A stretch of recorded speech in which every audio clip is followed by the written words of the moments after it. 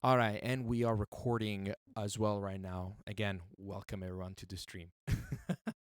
um, so Paul, if you're in chat, let me know, and we'll proceed from there. Anyway, so I got this really cool um, opportunity to show you guys a little bit of a comparison at this point. We have we have a piece of music that was written by the extremely talented Paul Zambrano, which is or Zambrano. Am I saying that correctly? I think it's Zambrano. That's right, Zambrano. Which basically is from. Oh, hey, Paul. Thanks for popping in. Anyway, so Paul is in chat. You guys, feel free to ask him questions about this piece of music, which I'm going to play, um, and hope that's okay. I'm gonna show you guys the piece that he produced using CSSS, which is stands for, if you guys didn't know, Cinematic Studio Solo Strings, which is regarded usually as one of the best solo string libraries, along with other ones. When it comes down to violin solo, there's the Joshua Bell violin from Embertone, which is very nice as well. And but now we have a new player in town. You guys have seen me cover stuff from the Cremona Quartet, which I've been enjoying a lot. So I have here the MIDI file from Paul that he's so graciously shared with me. And by the way, please go follow him. Is Paul Zambrano on YouTube, and I'm gonna show you the page so you guys can go and follow him as well. In fact, I don't even think I did, because I was on a different account by that time. So here's his account, and yes, I haven't done that, so I'm gonna do that right now because I did it on a different account. Um, all right. Oh, that's actually incredibly accurate. That dude, Paul, this is so accurate, man. The comment, barbers vibes. Yeah, that's a huge compliment, dude. That's a huge compliment. I love barber stuff. I love the adagio. I mean, so much good stuff. Anyway, so how about, guys? I'm gonna show you the track. I'm gonna show you the outcome that Paul produced for Death is Beautiful, which is release, a CD release. And please, Paul, put in chat any information that you might think that I'm getting wrong. Feel free to correct me at any point.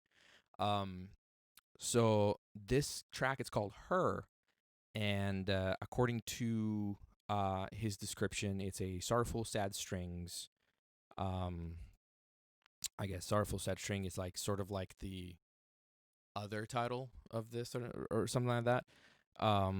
But anyway, it comes from Death is Beautiful, which you can stream and download at his website, right here.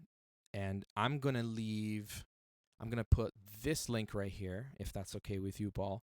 I'm going to put this link right here in chat, so people that pop in chat can easily access the situation, and they can come and subscribe to your channel, because, man, this guy is seriously talented, and you'll hear it in a sec. All right, let me explain the situation. So Paul reached out to me. He said, "Hey, I want to buy the Cremona Quartet, but I am not sure if I should." And so I was like, "Yo, I got you, bro. Let me rescore," and quote unquote rescore. It's not really a rescore. It's just me substituting sounds here. In a second, you'll see it. But I'll do some stuff, because of course, from VST to VST, things change a little bit. Some dynamics, some CC changes need to be accommodated. So let me redo your stuff, and you can have an idea of what it sounds like. And I'm gonna be putting some reverbs and some compression and all that beautiful stuff there. All right, let's start. I'm gonna play about 40 seconds of this track, just to give you guys an idea of what this sounds like produced by him, and then we'll move from there.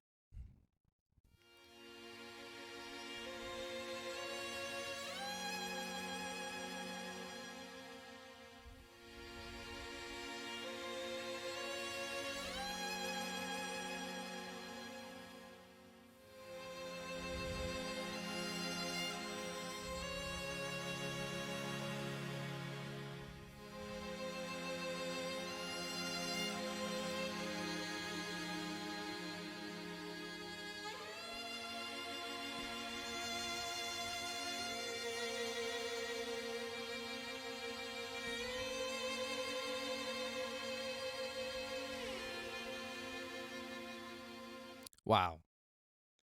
Wow. Okay, so you guys get an idea what this is about. This is very much a string. I would say probably a. Yeah, I mean it is a quartet. We got some tracks here. Of course, Nuendo loaded them in freaking Alien Sonic, which is it loaded on top of just put acoustic pianos on it. Just that's fine, which is just fine, just to give us an idea of the notes.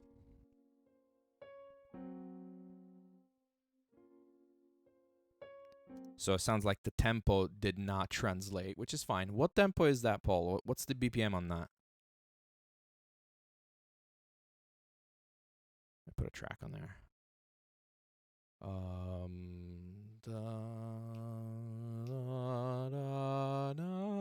So that sounds like in a 4/4. Is that 90? It's okay. I mean, we can probably figure it out. All right. So if it's 90, let's see.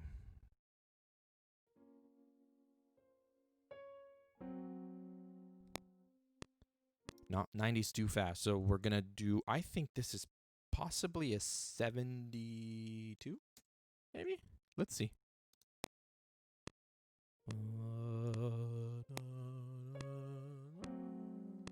Okay, we're getting close, but not quite there yet. This is a. I feel confident it's a 65 on our platform here.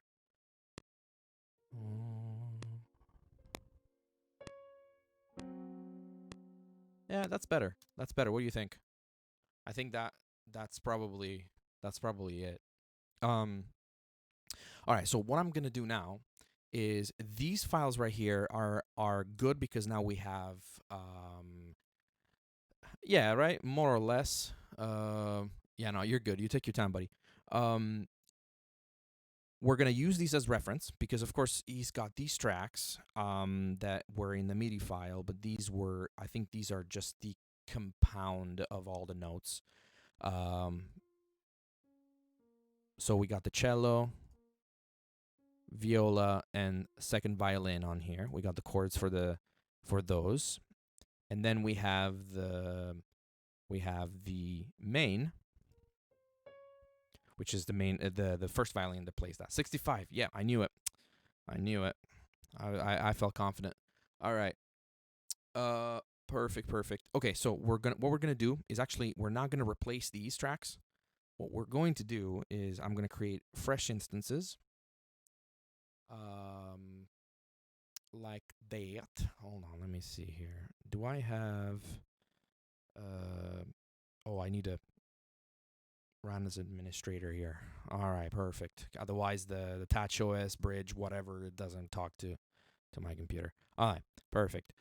All right, so we're gonna do a add instrument. We're gonna do a contact on the master bus, which is, I don't have my usual template on here. This is my simple template, which is really not routed as heavily as the other one. All right, so these are what you're gonna see, Paul, if you were to pull the trigger on this.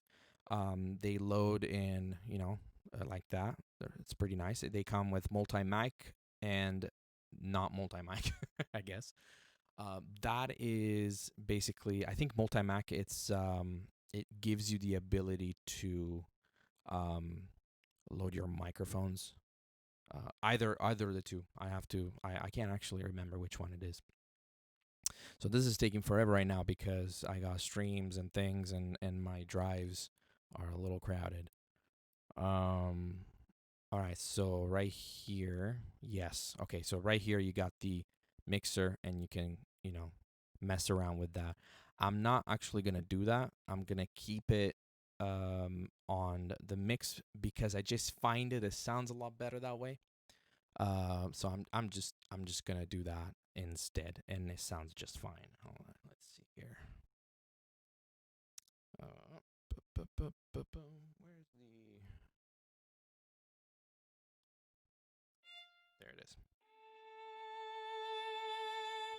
All right. So what is the note. So this is gonna play as the main violin. All right, so it's A flat, A sharp. Okay, perfect. Get out of the editor, please. Thank you.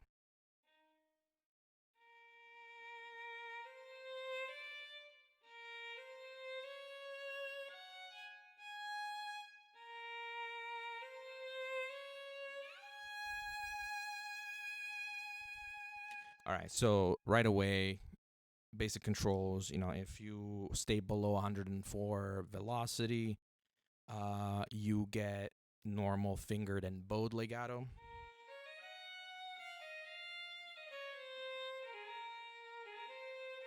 And it intelligently will switch between the two types. But if you press harder, so you get velocities above 104, which by the way it's completely up to you what velocity that happens. You can switch it right here. You can lower it. You can make it harder. It's really up to you. You can even invert the situation. So like you can put portamento when you press really lowly or softly rather, and then finger and bowed legato when you do harder.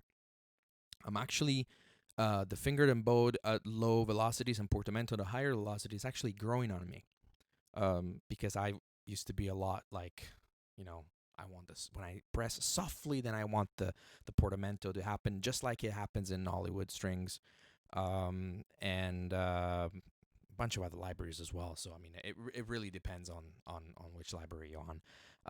But this is actually growing on me a bunch, especially because I've been using this a lot lately. Actually, I've been messing around with it on stream and off stream. All right, we got Paul. I have Joshua Bell, but rarely use it because it takes a ton of time to get it right. How it is the ease of using this one? Oh, dude, this is like literally the easiest thing you can do. Like,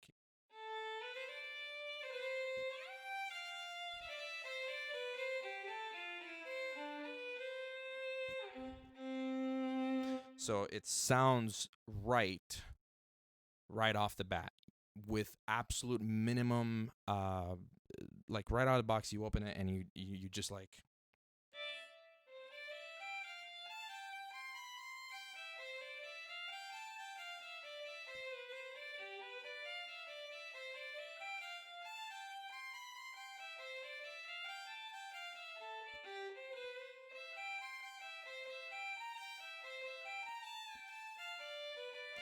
I mean, it the scripting in the background just does the job for you. It sounds natural, at least to my ears. I mean, I've had the fortune of growing up with a father that basically took me to concerts all the time, because my father is an orchestra conductor, and growing up, I grew up in a backstage of opera productions, and that sort of helped me understand how the sound of an orchestra really should sound like, and being up close there. But I've heard so many times violin players practicing and warming up, um, and the way a violin player plays by himself, it's very different than a way they play in section. And so for sample libraries to capture that the essence of the difference between a person that plays the violin as a solo in a quintet or a quartet, which is a very intimate scenario, compared to like what they play when they're like 8 or 12 or 20 in a section.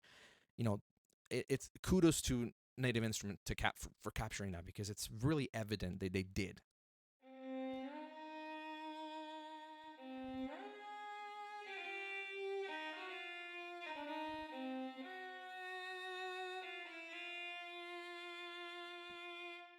Of course, I'm going out of the range there, but you get the point.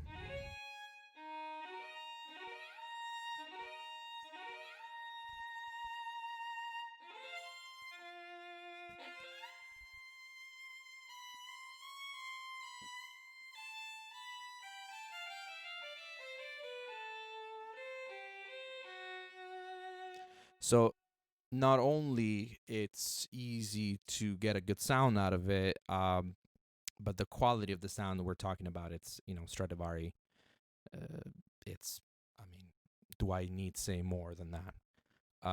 And the cool thing is that you also have a Guarneri violin variant for a second violin, which we are going to use for a second violin here, which gives a completely different color. Now, the cool thing about this is that, let me remap for a second the vibrato, which is on default 14. I don't know why. It's such a random number. Most vibrato libraries, most instrument libraries have their vibrato either on 21 or 2 cc. So I don't know why 14. That was such an arbitrary number to put. So if you pull down all the vibrato, you automatically get like sort of like a fiddle quality to this.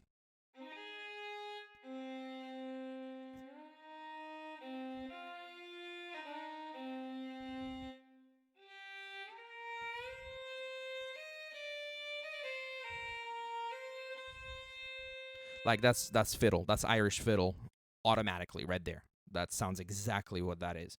But as soon as you pull up the vibrato situation here,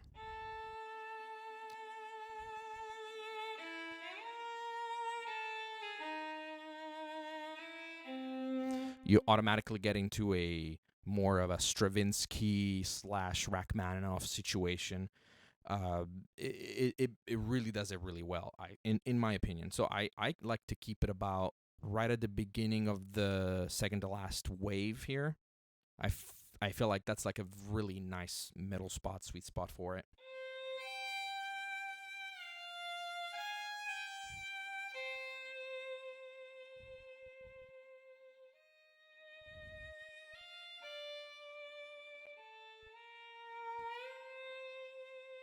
And that portamento, it's so natural. It's just so brainless. It's, look at that.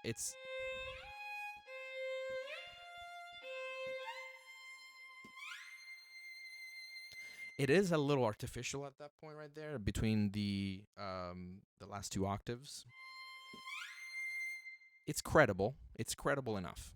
It's credible enough because the noises of the string being slide, like when you slide on that string, I wish they put a little more attention to that noise because it's very noisy, actually, when you get that high. But I mean, these have been recorded with master violinists in one of the best halls for Stradivari. I mean, this hall that they recorded it was recorded with the guys that play Stradivari every other day, and it was recorded in a hall that was built for the Stradivari violin. So I mean, like everything is so like for it, you know, like it's just made for it, sort of thing.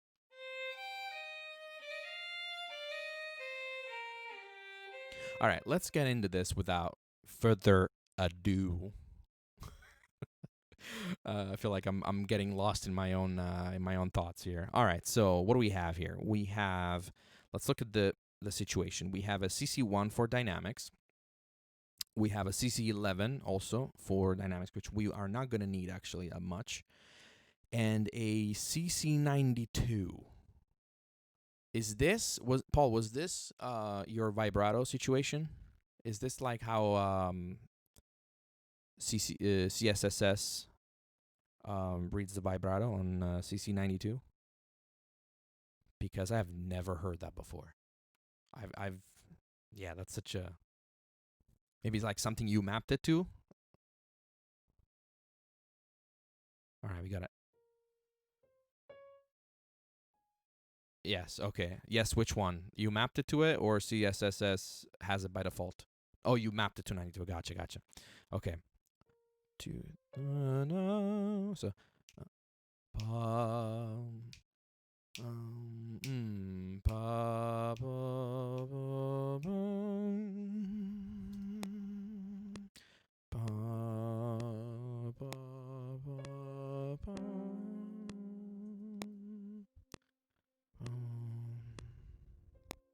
so is the A flat, because one of my faders is on 92. Oh, gotcha. Here's the thing. I feel like this is something went wrong during the MIDI thing.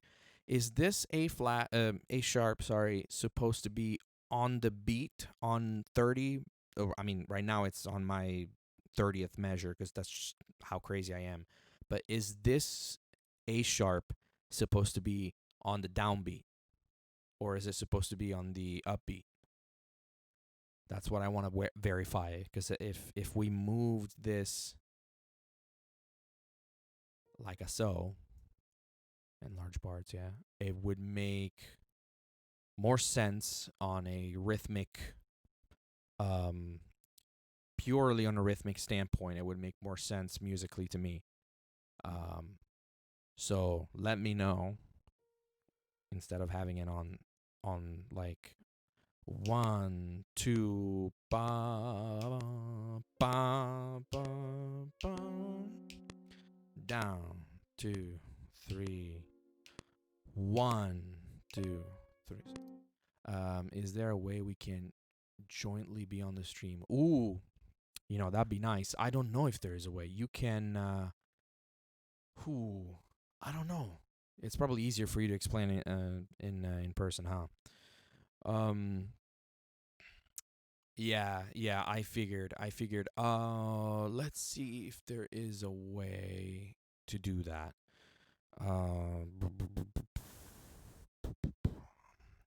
What do we have? The thing is, like, I don't have Discord on this computer because Discord might work. Um, let's see.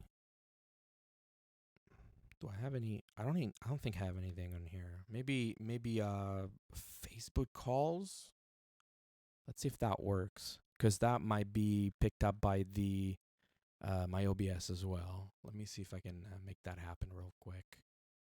I'm gonna try to call you, Paul, and see if that works. I mean, if that works, it's just meant to be. Oh, jeez. Yo. Yo, I think you're on. I am. I think so. You let me get back on here. Okay, I can actually. Okay, I can hear you both. Oh, sweet. Look at that. Just it worked Uh, flawless.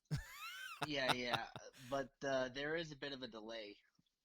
Oh well, I mean, yeah. latency. Yeah, that's Yeah, that's what it is, unfortunately. That's Twitch. yeah, Um yeah. yeah, just mute yourself, mute the stream, and well, I guess you'd need to hear it, but just turn it down a little bit maybe, I don't know. All right, well, welcome Paul to the stream, guys. Of course. All right, let's see here. All right, so the last thing I need to know, I guess, before we get started on this is, by the way, guys, let me know in chat if you can hear him, because it looks like my OBS is picking it up, but I'm not sure if you guys can hear it. But can you hear yourself in the stream? Um, I'm well. The thing is, uh, the Facebook phone is actually overpowering the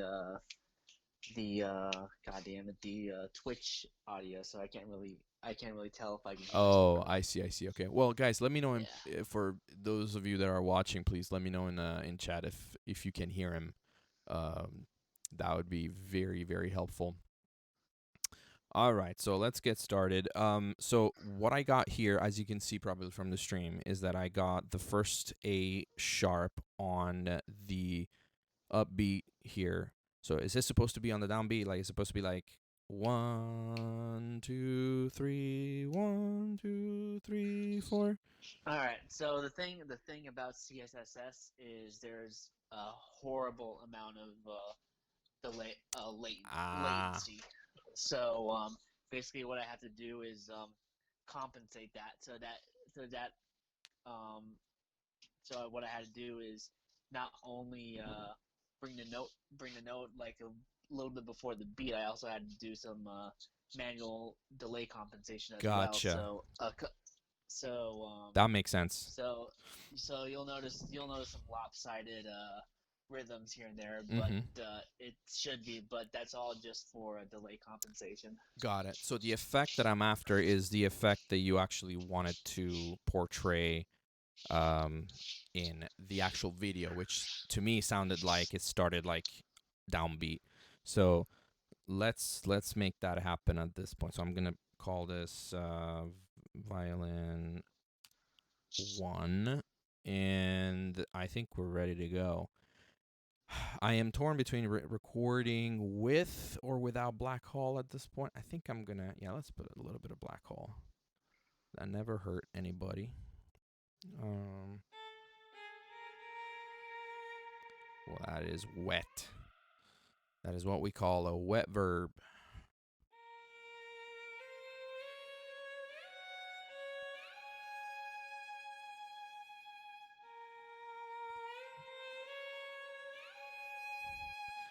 All right, so I'm gonna have to learn the notes here.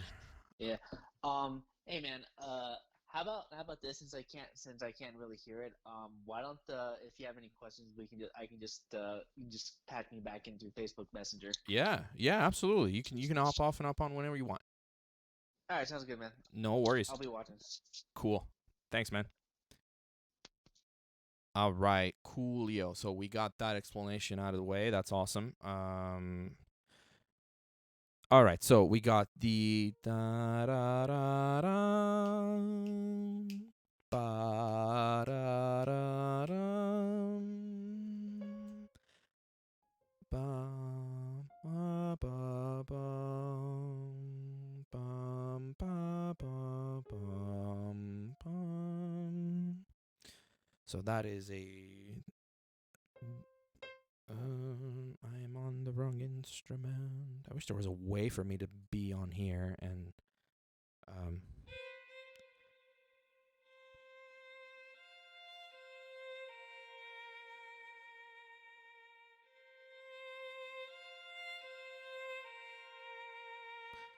then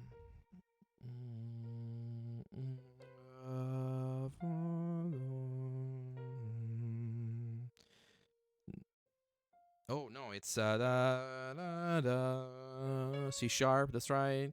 Da na na na. Okay, that's relatively simple. Let's get the show on the road, shall we? All right, so I'm going to be muting these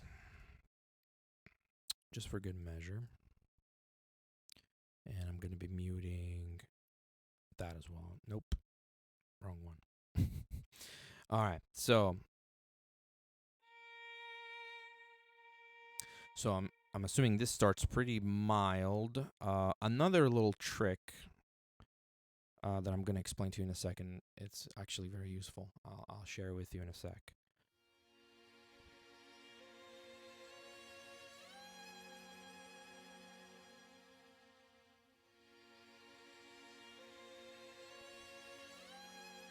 Okay.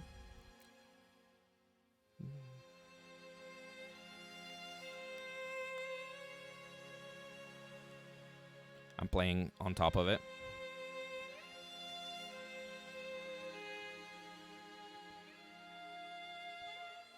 Ah, okay. So that is the reprise. Perfect. Okay. 4. Okay. Awesome stuff. Okay, so we got that out of the way. Let me put metronome. Where is it? Metronome is. Oh, it was on already. Duh. All right, here we go. First attempt.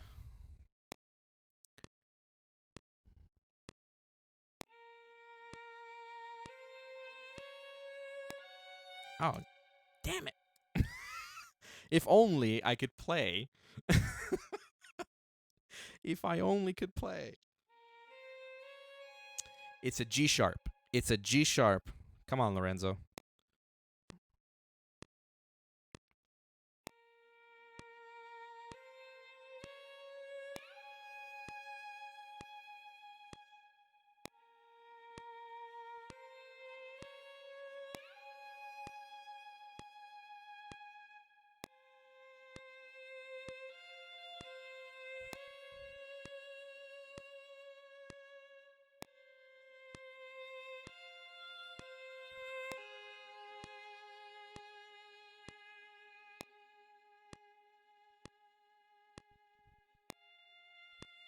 think that was too long.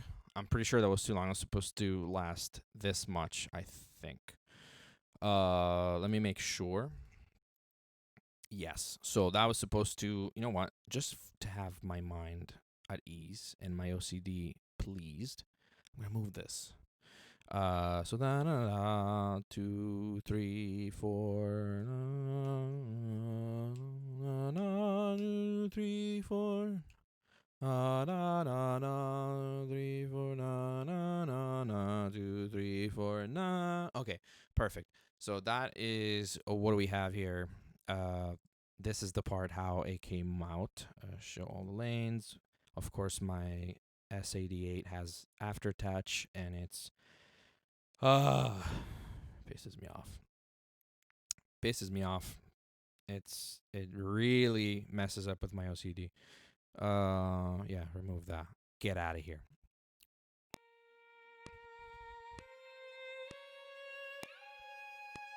And Paul, if you don't like that, portamento, we can get rid of it.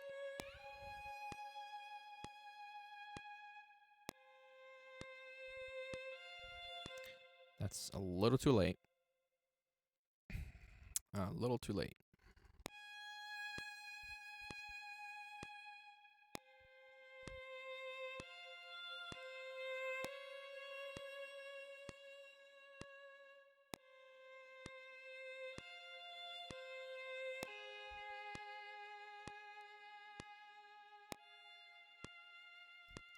All right, let's figure out what comes after that. What comes after that is the second violin.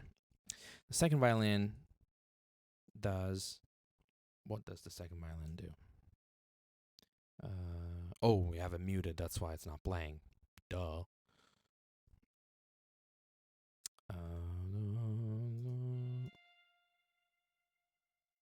That one too.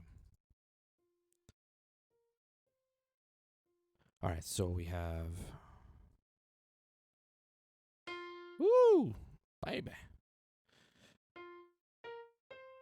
So this also needs to be moved.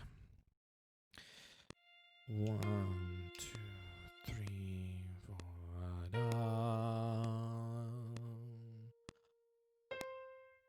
Okay, so that's F, A sharp, C, F. Easy enough. Let me duplicate this track, and I have a macro on my iPad. When I duplicate it doesn't actually duplicate the track, which is really nice. It's beautiful, in fact. I love my iPad's setup because it just saves me so much time. So much time. So right now we're going to go into the Guarneri violin. Let's do that.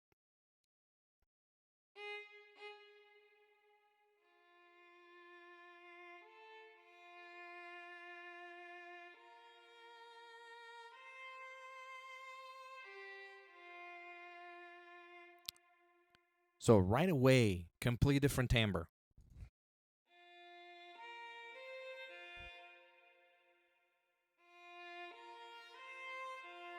This is the Guarneri.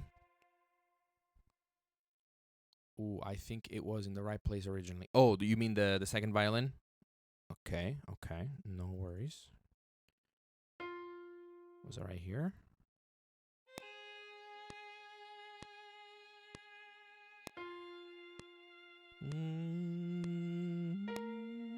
I think that's it. Yeah. Right? Yeah. Okay, perfect. So it starts right on the F as the first violin does the first F. The second violin doubles it an octave below, as usually happens.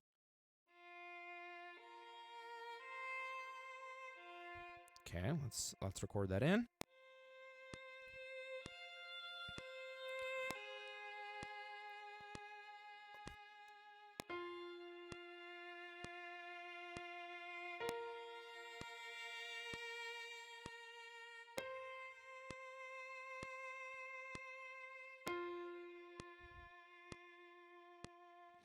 And we're going to curate the dynamics on a second pass. I just want to get the notes in at the moment so that we don't have to worry about that later. Although the curves here look pretty similar. Let me see. Yeah, just about. Okay, so we have that right now. I'm going to shrink these. Yes, like that, so that we know which ones they are. This is literally my OCD going absolutely berserk at the moment. There is no reason why I should be doing this, but I do it just to have order in my brain. All right, so we get this. You know what? I should do this, and I should put a freaking set locator, baby. Let's go.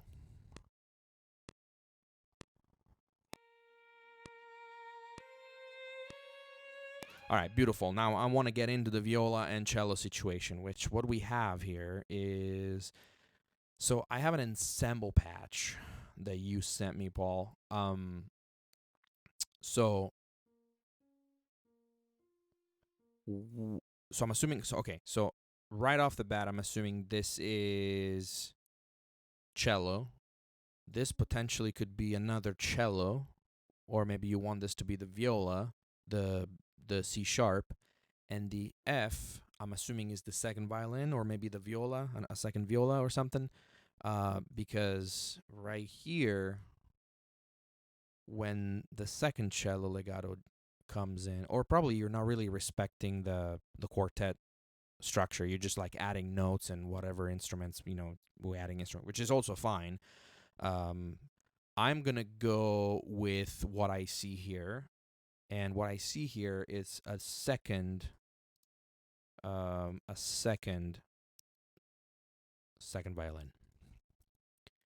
just because I know that chord is going to sound so much better when you have different timbre going on. And what I'm going to do on this one is I'm going to pan it a little differently. So I'm going to pan that there. And the first violin, I'm going to pan it hard left. Well, not hard left, it's just halfway left. That's just how it sounds better. More realistic, I should say. Let's see. So the notes that we have is an F and a C and an F and a C again. And I need to know. Oh, this is a big tracamole here. All right. What I'm going to do is I'm going to line it up. Most likely it's going to be, because I really only need one this point, because they all have the same notes. I mean, I'm suspecting you use different string libraries to achieve that sort of fullness of sound.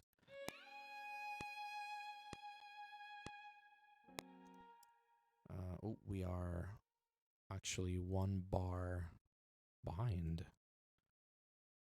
So is this the spot? I think it is, in large part, of course.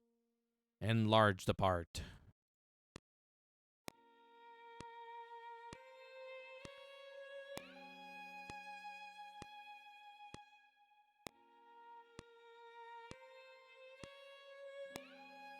Ba ba ba. That's a beautiful chord, man.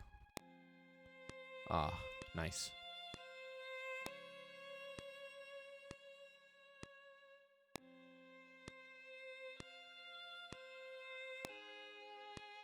Okay, perfect. So Superior Strings from Ben Osterman with the CSSS ensemble patch. Ooh, okay, very cool. I have never heard of the Ben Osterman Superior Strings. I'm gonna have to go and check it out after the stream is over. I mean, they do sound good. So, let's see here. So, sorry, I forgot what the first note was. Oh, F. That's right. An octave below, of course.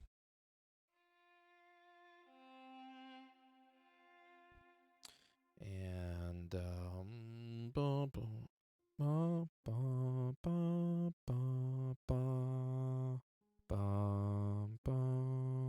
So ba ba ba ba ba ba ba ba ba ba.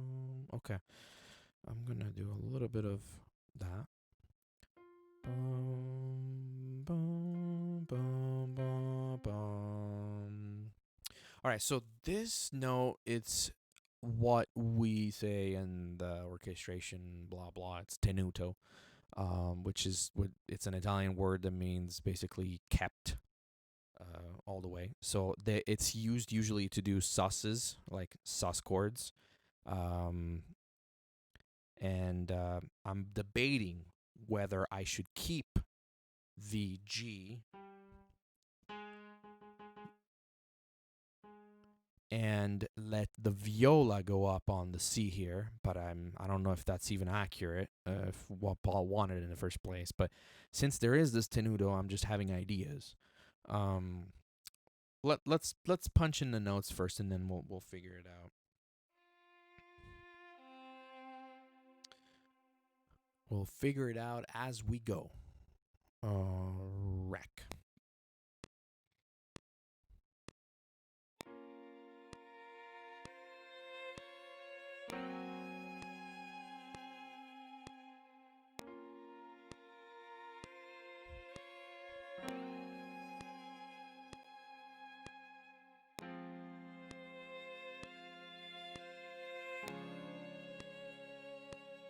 So that was a C sharp there, I think. Oh no. No, no, no. G sharp. No. Okay, so if we wanted to put that G sharp, oh, actually, I was doing good until then. If we wanted to put that G sharp in there, then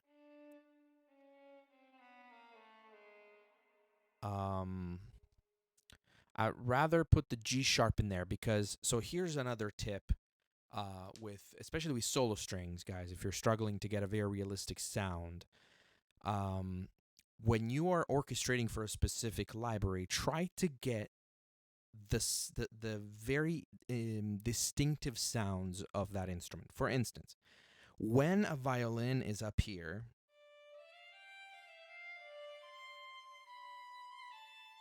the brain sort of has to do a lot more work to figure out that that's an actual violin. However, when the strings is down here,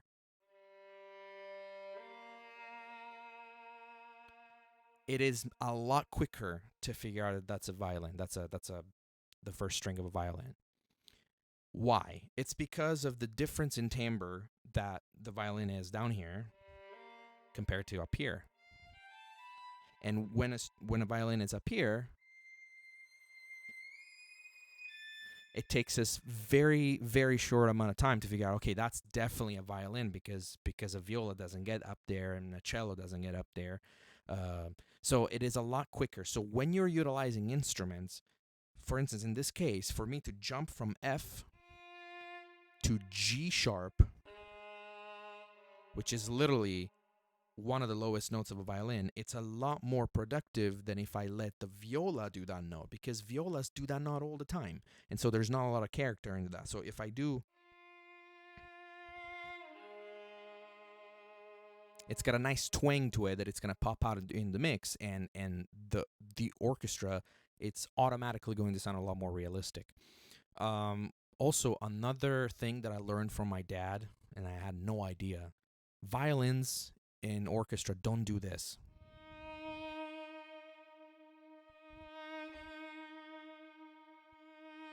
This is something that comes from composing for cinematic music, and it's something that comes from people composing with virtual instruments as a quote unquote, and I say this with all best intention because I do this all the time, as an ignorant attempt to get expression out of an instrument, because real strings don't do that all the time. They just don't. And again, when you do this sort of stuff in general, when you compose music, and I'm talking to everyone, and just I'm talking to myself as well, so I do this all the time.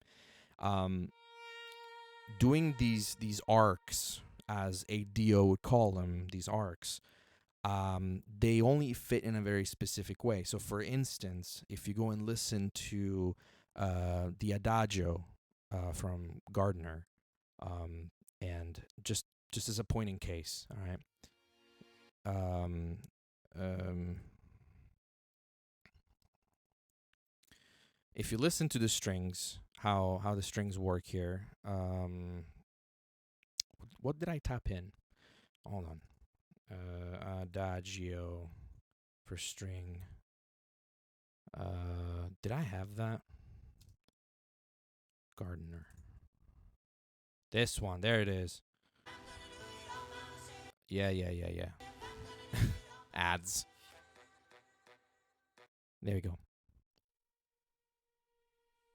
So, of course, there is a pianissimo. Okay.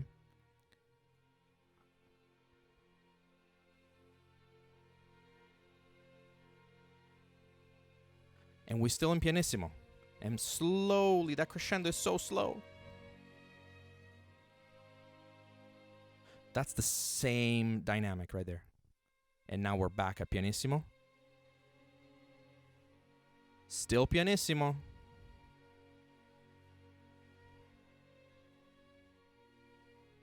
Still pianissimo. So as you can see, it's not really the dynamic that gives expression to an instrument. It's the notes that you play, and that is not because you can't do that, but it's because it's just the nature of the instruments, the way composers have written for it for like the past 800 years, 700 years. So our brains are used to that sort of stuff. But in cinematic music, these arcs have a very, very specific place to be. And especially with music like Paul is composing, which those arcs are so appropriate in, because it really is the sweeping motion of dynamics that go from pianissimos to mezzo forte, and then they go back down to pianissimo. Those things really fit in that scenario.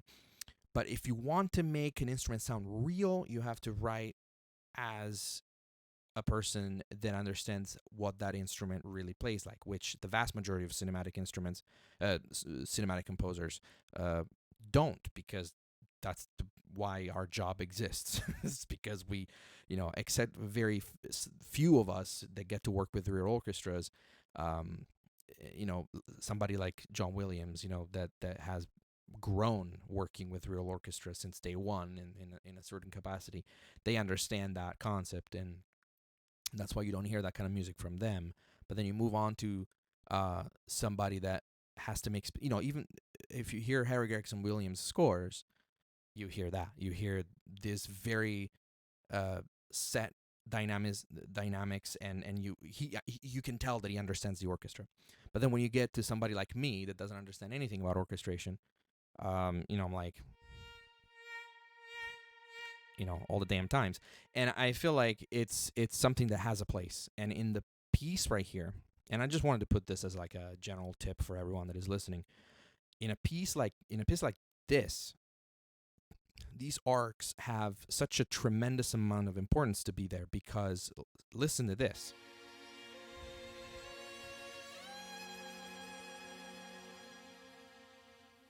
And then there is a pause there.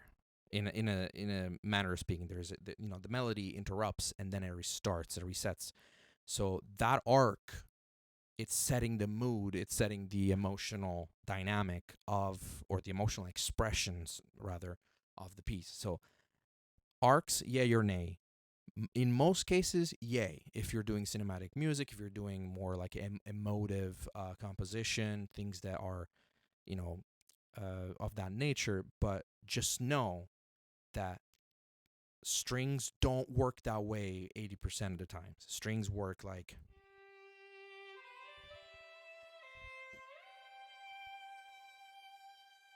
and then you go down.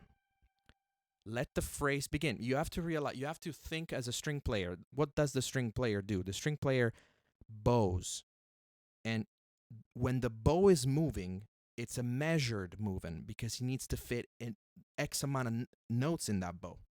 So he's measured and he's trained himself to measure himself going up and down with that bow, and how many notes he can play in that measured bow. And so when he's measuring the bow, the only way for a violinist to make it louder It's to accelerate and press more on that bow. But if he accelerates and presses more, all of a sudden he doesn't have the space, the physical space of the bow to make more notes. So when there is a violin player that has to do things like, if he does this like this, he can't do that. No violin player is going to be able to do that to you, because he's like, I ran out of bow, dude. I ran out of bow, so I can't do a fortissimo while I'm doing all these notes. It's not possible. So why am I going on a rant here? Because I see this all the time. People like that are less experienced with orchestration, and they're like, oh, let me do this arch. Like, I have this arc patch from a Dio that just made, and it's beautiful. Sure, do it on one note though. One. You can do it on one note like this. That is possible. A string player can do that to you.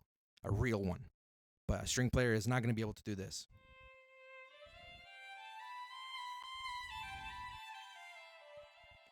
That is a bow that it's long about 20 feet. And it can't happen. It just doesn't. It's physically impossible. So anyway, off on that topic, off on that rant. Let's get the notes in. Sorry, guys. I feel like I just went on a tangent. Huge rant. What do we have here? Okay, so we got the notes for the second violin.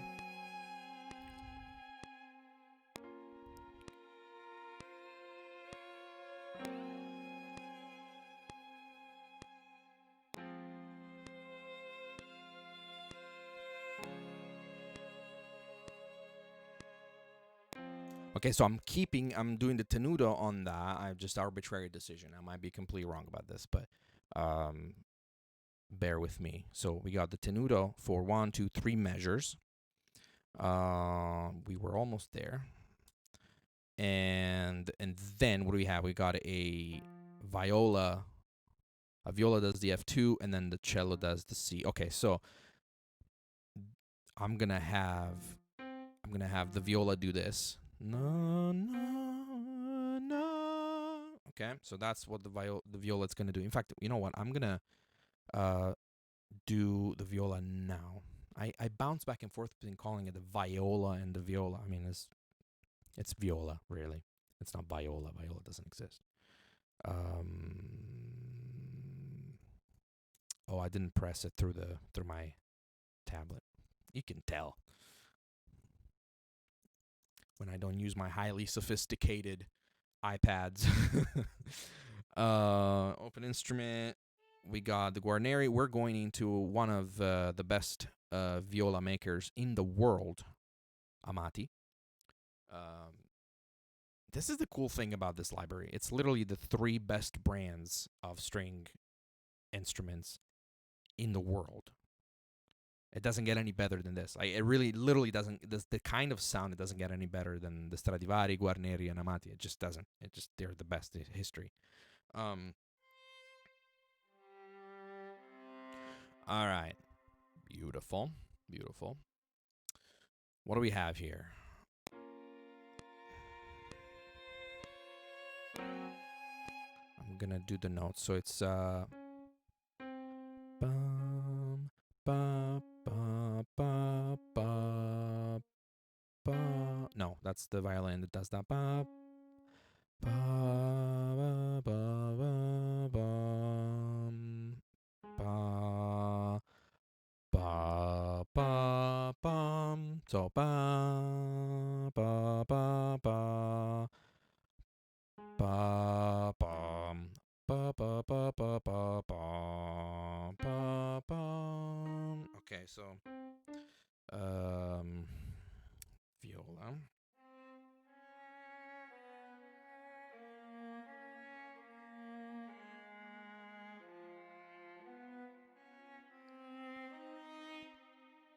Okay.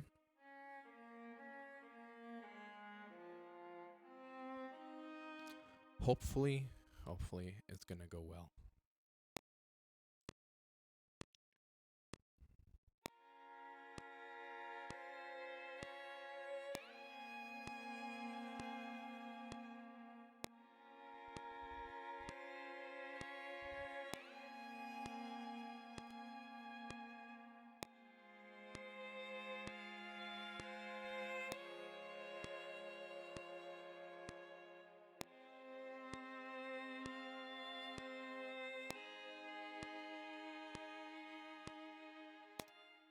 Did I get that right?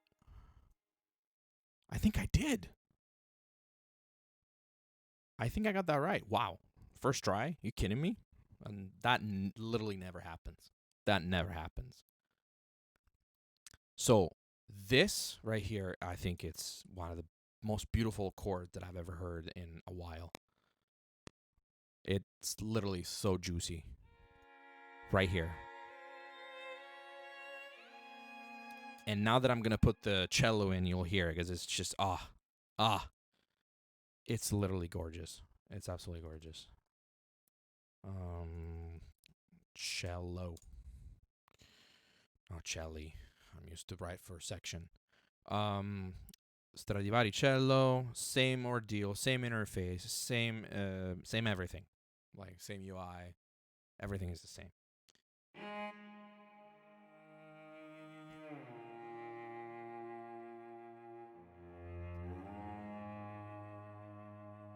I mean, come on. It's pretty good. It's freaking good. It's gorgeous. Let me write down here because otherwise I can't reach with the microphone and this thing. All right, so the notes for the cello. We got a beautiful A sharp. Ba, ba, ba, ba, ba. C. Ba, ba. And we keep that until the end of the phrase. Beautiful.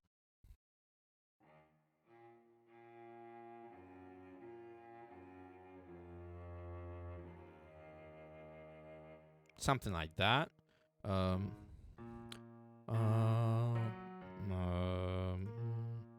Oh, is it up here? Oh. Ba, ba, ba, ba, ba, ba, and then we keep the beautiful. Okay, so the cello is actually doing an octave above than what I thought. How's it gonna play out with the viola? I guess it's gonna play out the same way. Same way Arcanum, the score for Arcanum, plays out.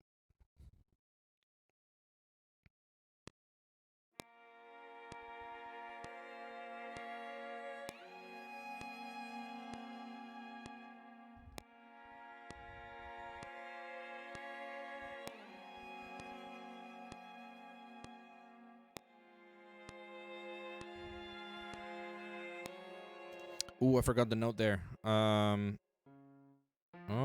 Oh, it's a C. That's right, it's a C sharp.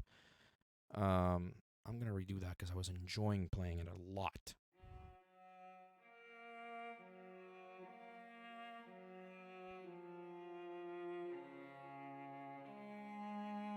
Last note was a G. Oh, it was an F. Okay, it was an F. All right, let's keep that in mind.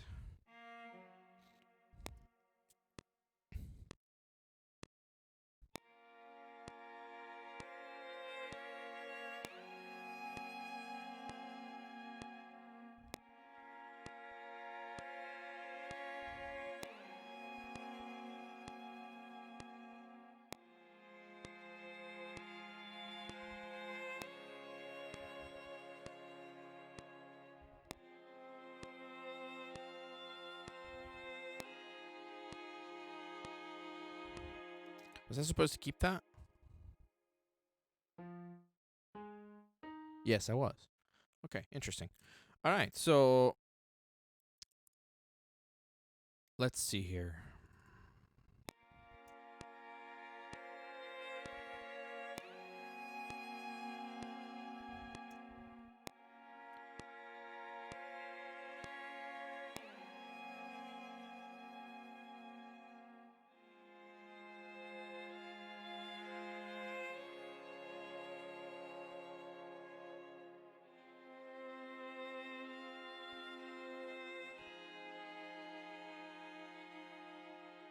So I'm panning them at the moment so we can get that little bit of a more stereo field and stage presence. So it sounds pretty nice. Sounds really, really nice. Now, the next phrase ends right. What happens here?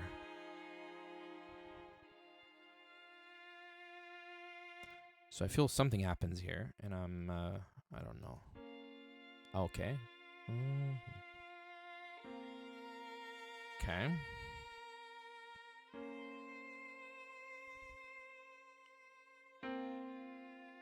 That makes sense. That makes sense. A lot of seconds, a lot of intervals, second intervals. All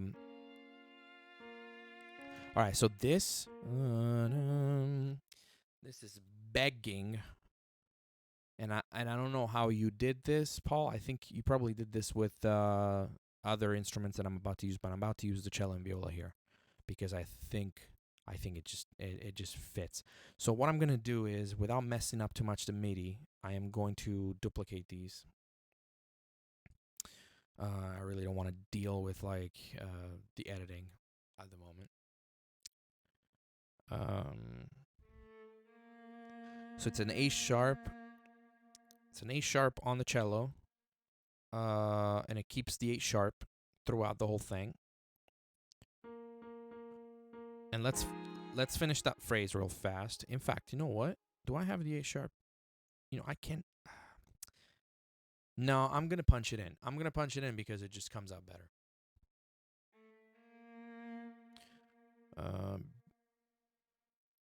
No, that's the viola. What am I doing? Crazy. You crazy.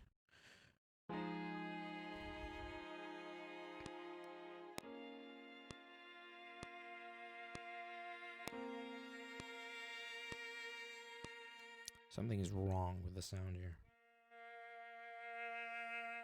It's very tinny. It's very thin. I gotta play around with the EQ here a little bit.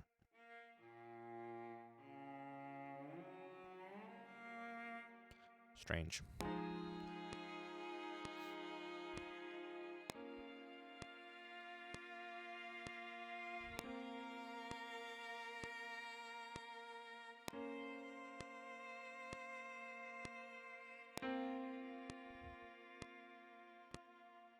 What a beautiful bridge to the reprise of the melody. Wow. Paul, I'm seriously impressed with this piece, man. I really like it. I really, really do. It's phenomenal. It really is. It really is. Okay, so all right, very, very simple, very direct. All right, let's do this.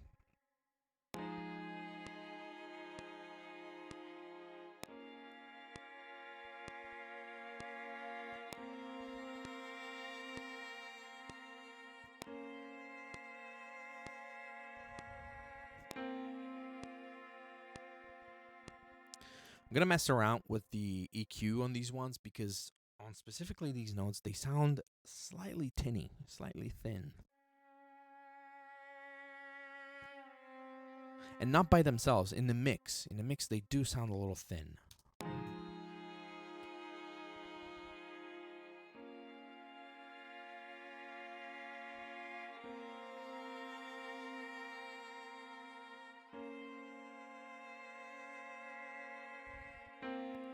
Do you hear that?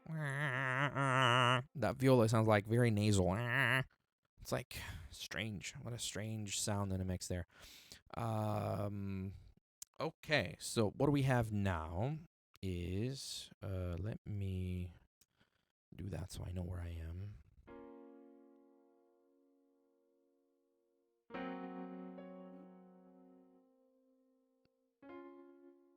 Okay, so this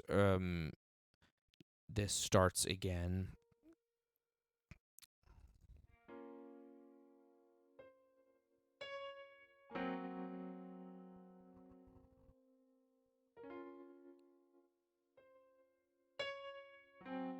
You know, I'm gonna delete all the things because I think they just mess me up more than anything.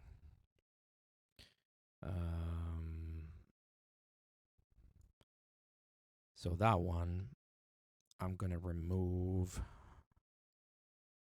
and remove. I really need to get a shortcut for that because I don't know why I didn't do that. Much better. Oh, what? What? What? What's causing this issue? Oh, why didn't I not? I think I didn't. I just removed the lane from existing, but from showing, but I didn't actually remove the MIDI. Hello, darkness. Bring my brain back. I've come to collect my gray matter.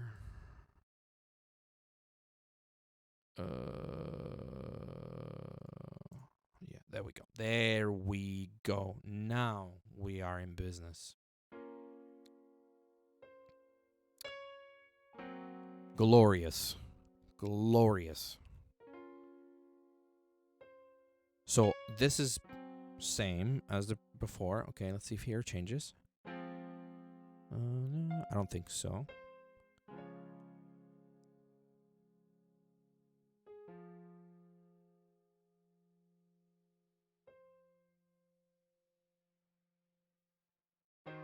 It changes here. Are there other notes in these that I am missing?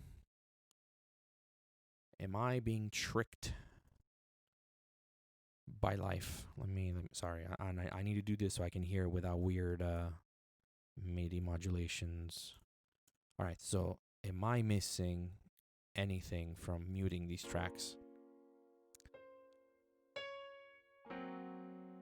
I do not think so, but it's always good to double check.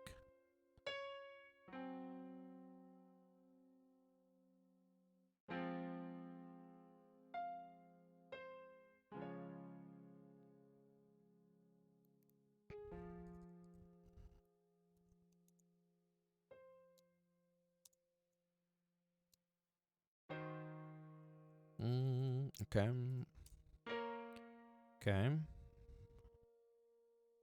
Okay, so this is a different parts that we have here, and that's we're gonna take care of that. I am going to redo this part right here. So we have the violin 1.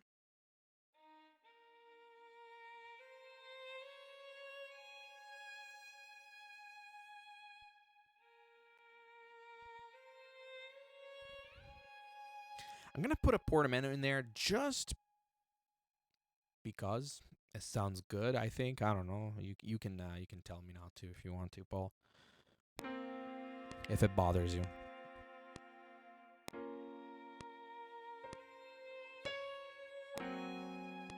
Without portamento the first time.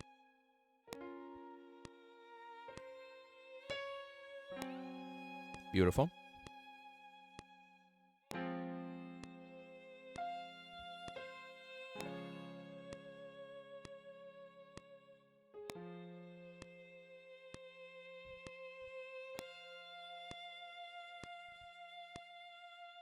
We can change that note if it's wrong. I have a suspicion that it's not.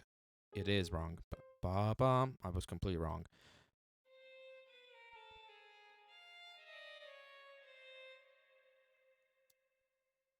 The magic of a sequencer. It's genius. It is absolutely genius.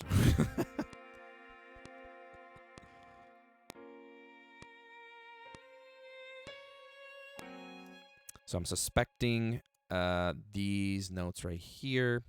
So let me put a second marker. Bam. Slam there. Because that how I can cycle through the marker right there. So through the section. Oh, yeah. That's why I have these, by the way. If you guys are, you're like, why do you have this? And probably you didn't ask, which is fine. But I'm going to tell you anyway. Because it's a stream. That's what you do. These are my cycle markers. And they're actually not cycle markers the way Cubase and intends them to be. They're just simple markers that I cycle through them because they are these sectional markers. So, per se, verse, pre-chorus, chorus, bridge, and I use them for like all of my compositions, so I can cycle through the main points that I want to focus on in my composition, whatever the genre it is. I have 9 that I can cycle through. So that's how I use them. Very, very basic, nothing crazy, nothing. But this allows me to like quickly jump to the spot that I need to when I need to. All right, so we need a violin B. Why are you, sir? Sir? Why? Why are you here, sir? What in the world? My British accent is terrible. It's awful. And I lived in England for 2 years. How's that? How's that? All right, so violin B, I'm gonna give him the beautiful things. So it starts from here. So see how cool it is? I can quickly find the spot on the piano roll just by clicking my 1, 2, 3, 4, 5, 6, 7, 8, 9. And I don't have to like do this, like, oh, where am I? Like put a, oh, bang, oh, there it is. No, I can just cycle through it. Done. Saving, time. A lot of time, actually. And mental health, too. Because I get mad about these menial tasks like that. Just really bother me. Really do. Okay, so we got an F and a C. F and a C. C, G. And now we don't have anything here. Attention, attention. We don't have anything here. So this is great, actually. Let's see what we can do with this. And I already forgot the note. F and C. F and C.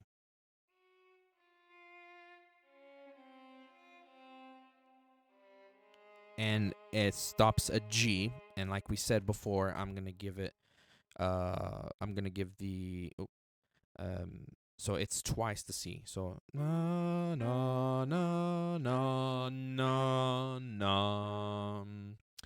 Okay, let's do that.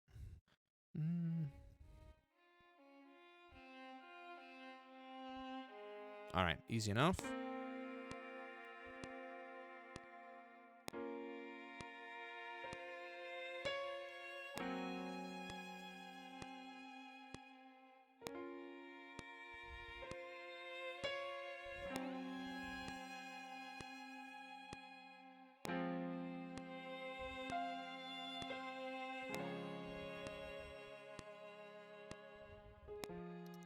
And there it stops. What happened here?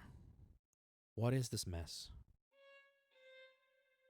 You sir, go away.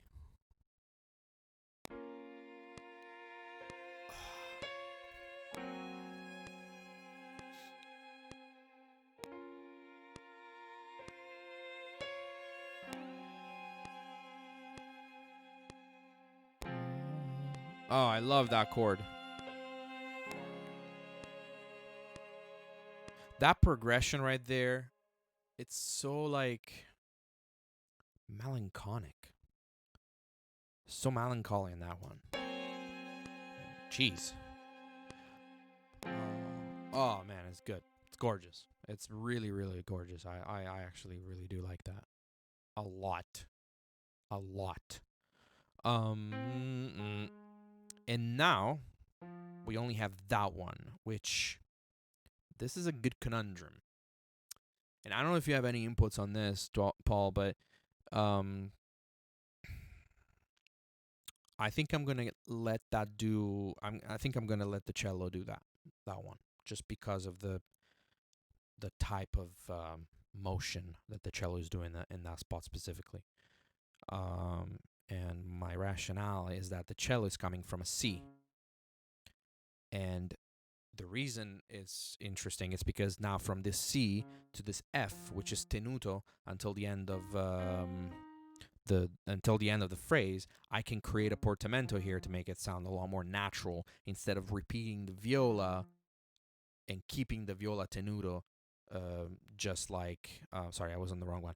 Keeping the viola tenuto for like 3 measure or 4 measures in this case, I can let the viola stop playing altogether and have the cello switch. That way I create that portamento and it makes it a little more human that way. And again, this is just me messing around with your music, man. I I'm not trying to add or correct things you did. I'm just literally legitimate, just like putting my own spin to it, in recreating this and adapting it to the VST. Uh, Genuinely, I think there's absolutely nothing wrong with the way you did it.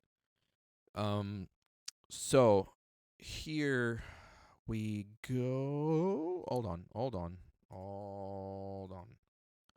So it's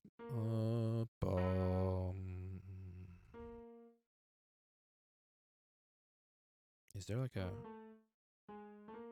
oh okay oh wait, that's interesting. Maybe I may be overthinking this. Mm-mm. This is a tenuto. Why would that be a tenuto? All good, my dude. Do what you want. All VSTs have their own quirks. You can't expect the MIDI info to be the safe from library. Yeah, no, that's absolutely correct. Unfortunately, it is what it is with virtual instruments. Perhaps with MIDI 2.0, we will see a little more compatibility between all the various protocols and the various ways. Like I'm very interesting to see how MIDI 2.0 it's going to change the way library makers and library companies actually map and do their libraries, because that's going to bring the whole new ball game. The way VSTs and MIDI equipment is going to interface, and also MIDI messages are going to interface with your equipment and all that stuff. So maybe there's going to be a little more unified thing. But for now, we're going to have to sort of do exactly that, sort of adapt to the library as we go. But anyway, that's a little bit of a conundrum that I want to solve here. So we have a tenuto, and this is a little bit conundrum.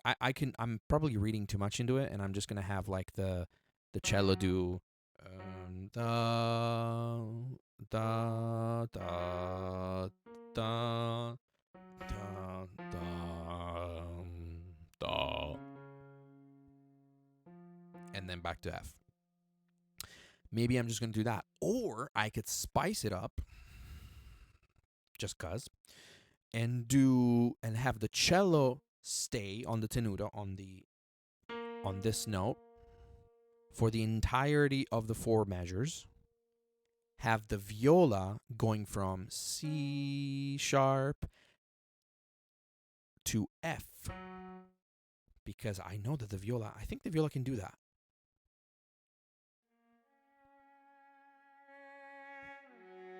Oh, of course it can. And it's beautiful. All right. I'm going to do that. Just to spice it up. Just to spice up the uh, the timbres of the strings, just to give it a little different taste on the second round here, on the second verse. So I'm going to do the cello on tenuto on the A sharp for 1, 2, 3, 4, and then na na na na na na na, and then or na na na na na no. So it's na na na na na no. Okay. Ba ba bum. Awesome. So the cello, it's gonna get a little frisky right now.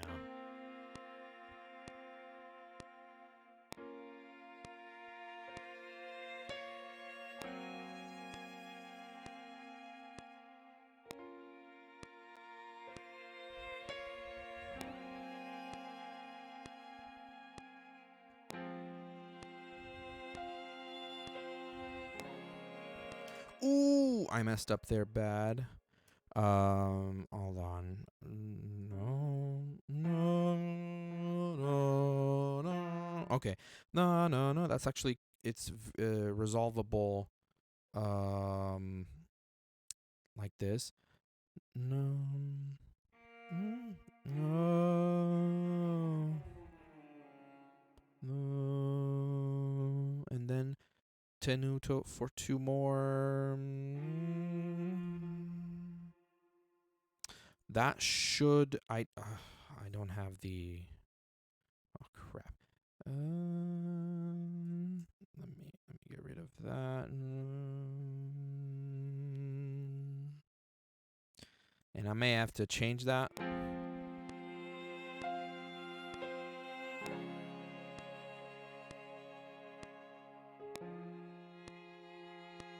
See, and that's what I want to do. I want to create that really distinct portamento.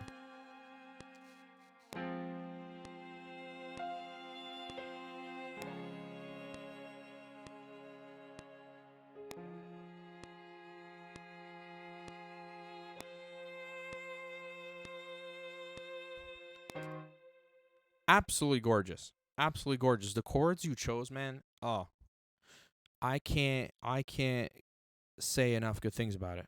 Genuinely I can't. Now I want to know why you, absolute trash bag, are not here. Get here. Don't need you there. I need only that. Now, viola. The viola, it's going to be the bass root note of this lightning round here.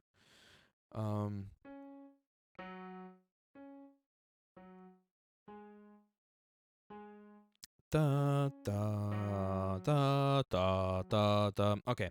Da da da da da da.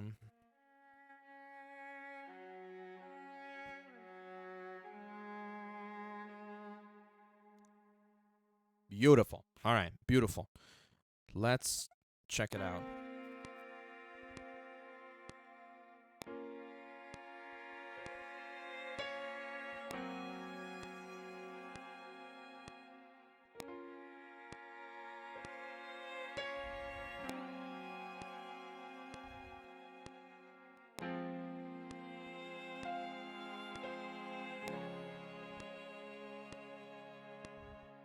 Also, the rebowing of this library, it's really, really gorgeous.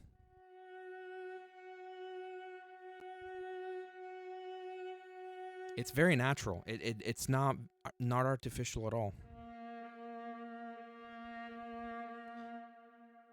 It's a winner in my book, man. It's a winner. I think Cremona Quartet is a no-brainer for anyone. In spite of the libraries they already own, just having this in your computer is just it's kind of a no-brainer. Like, in spite of all the quirks that it has, that the fact that it doesn't have sustain, like you can't play 3 notes at the same time with it. You can't make a section out of it even with the sustain patch, because the sustain patch is basically just bowed legato. It's not actually a sustain. So aside from those quirks, it's a no-brainer. It really is. It really is a no-brainer. Let me check the notes here because I feel like I messed up. So it's like, where are we? We're right here. Ba ba ba ba ba bum. And I feel like I did something completely different. Let's erase that. Ba ba bum. Yeah, boy. Where are you going? Where are you going? Over there. Sneaky. All right.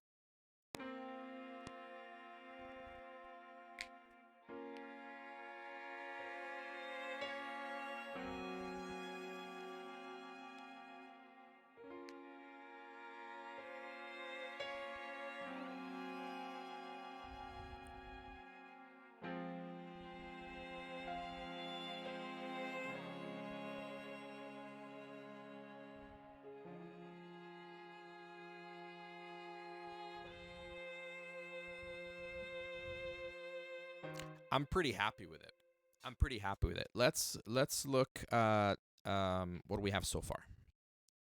Just curiosity.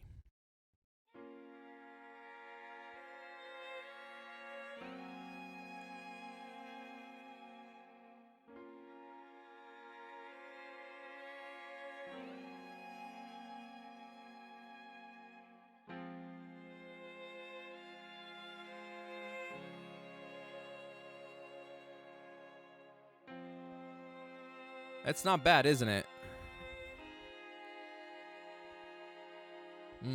That chord. Oh, that chord.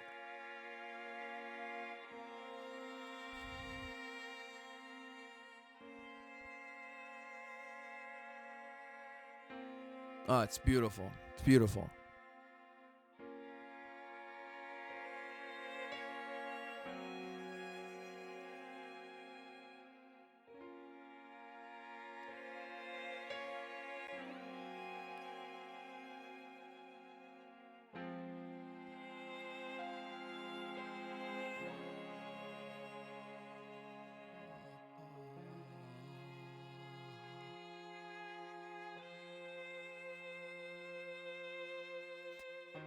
That portamento right there sounds so good. It sounds so right. I think. I mean, in my opinion, of course, but it just sounds so natural. It sounds like it should be there. Like I don't know how else I could explain that. It just does. It just does sound right. And I could be wrong. You know, people might be like, "That sounds awful. It's terrible. Nobody should do that." I mean, I'm sure. I think you're wrong. I do. No, I'm kidding. It's taste, of course, but I think that this right here is just right.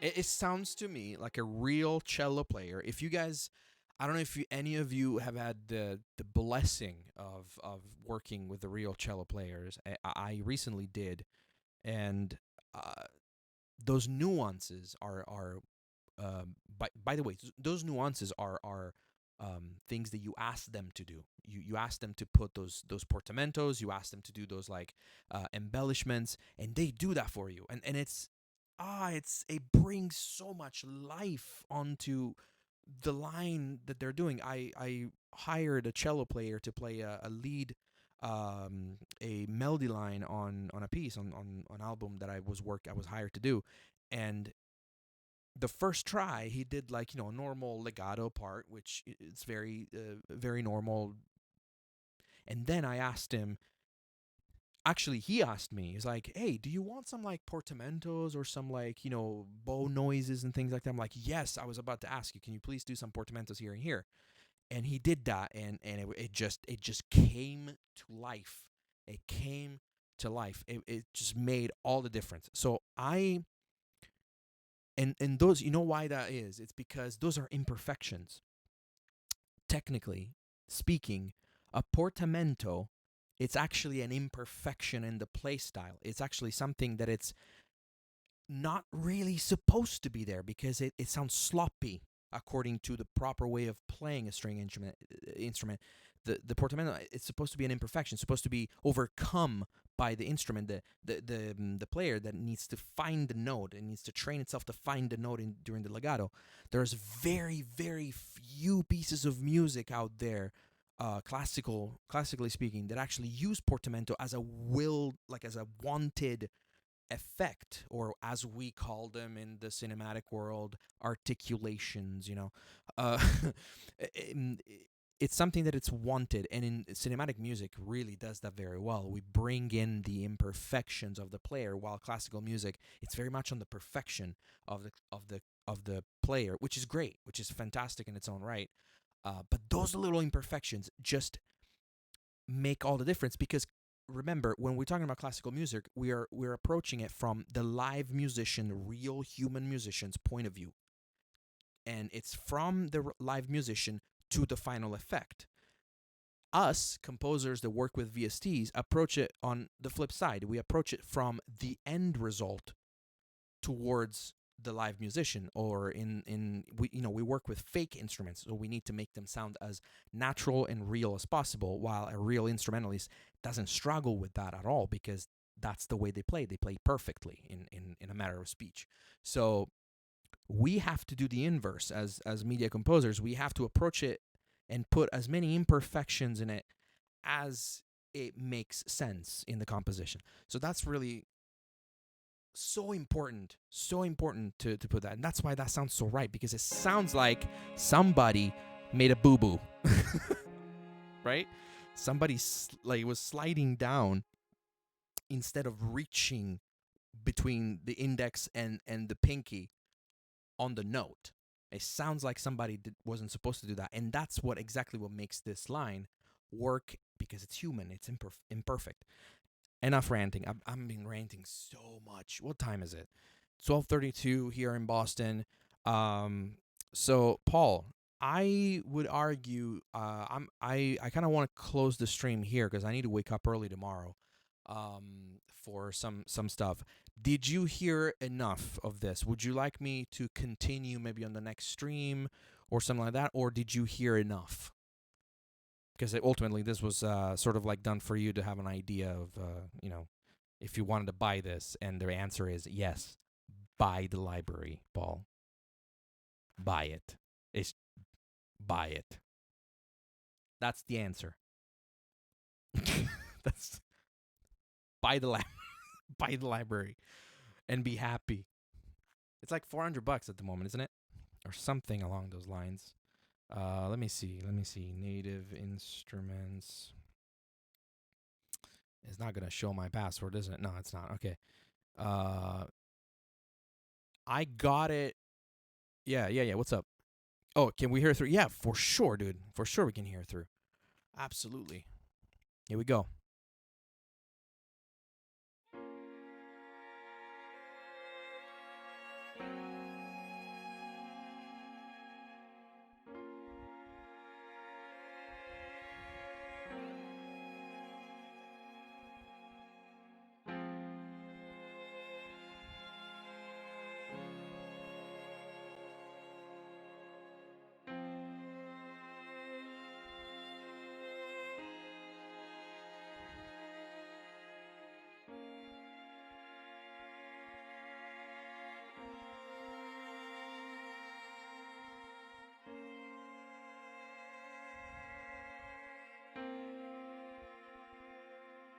Oh my goodness gracious! Yes, we can mute the piano. Sorry about that.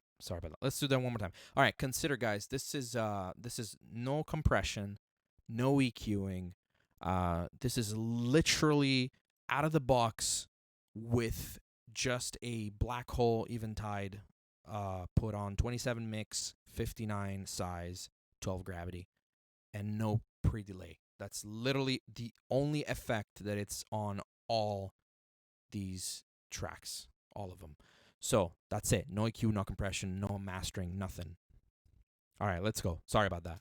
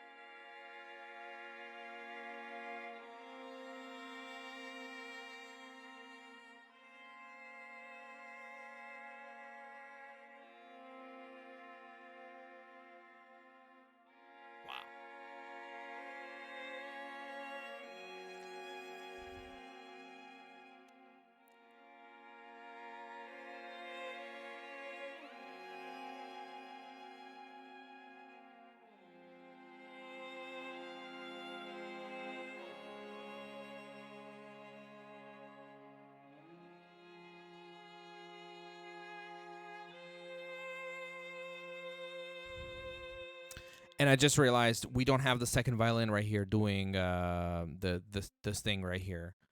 But yeah, man, this part right here, it's so good, really, really good. All right, what do you think, Paul? I can continue this piece on the next stream, but in my opinion, I mean, you got what you came for. I think personally, I don't know, maybe not, but I think this is pretty good. Yeah, sounds good, right? So I think what were we talking about? Hello, where are you? Um, there you are.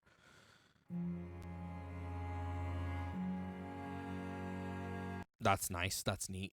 Uh, so $400, man. I mean, I got this with the as you know, I got the complete 13 um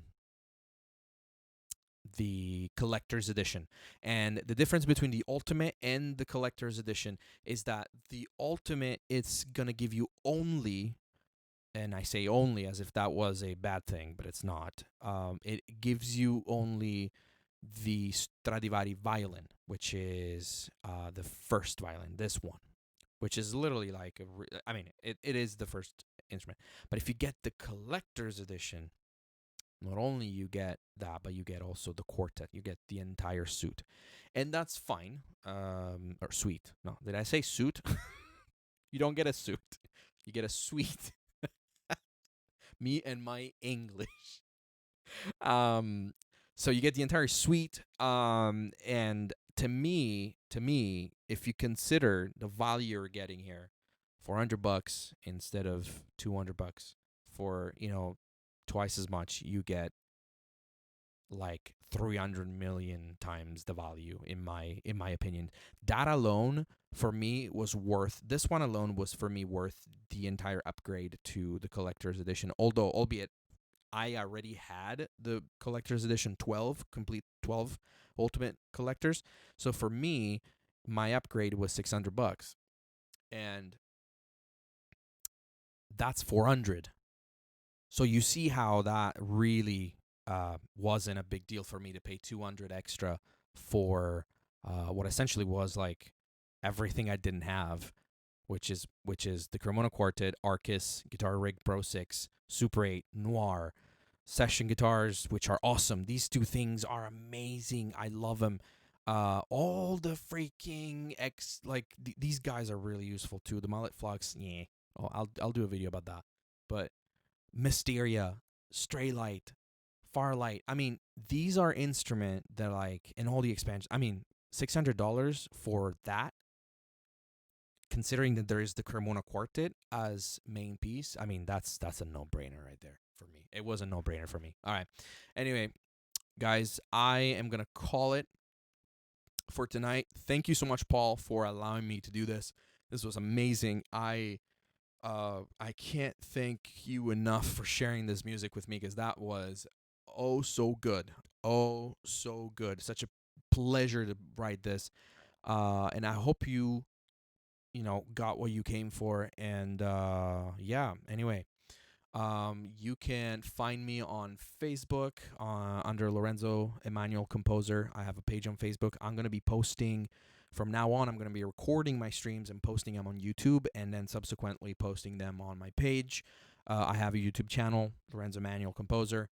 Of course, Twitch, and you can find me on SoundCloud under Lorenzo Emanuel Composer or music or something like that. Yeah, man, thank you so much. And you guys have a good night. We'll see you next one.